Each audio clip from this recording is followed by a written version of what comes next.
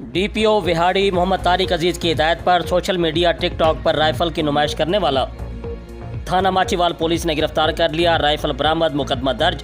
मुलजिम ने राइफल के साथ तस्वीर बनाकर सोशल मीडिया टिकटॉक पर वायरल की थी। मजीद तफसील शमून नज़ीर की इस रिपोर्ट में। जी बिल्कुल, डीपीओ विहाड़ी मोहम्मद तारिक अजीज़ की हिदायत पर सोशल मीडिया टिकटॉक पर राइफल की नुमाइश करने वाला थाना माचीवाल पुलिस ने गिरफ्तार कर लिया। राइफल बरामद, मुकदमा दर्ज कर लिया गया।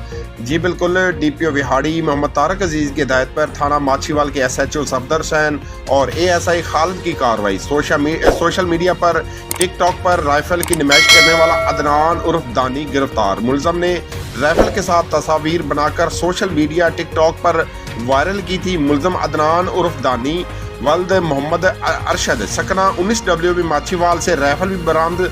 मुलज़म के खिलाफ मुकदमा दर्ज करके जेल भेज दिया गया है।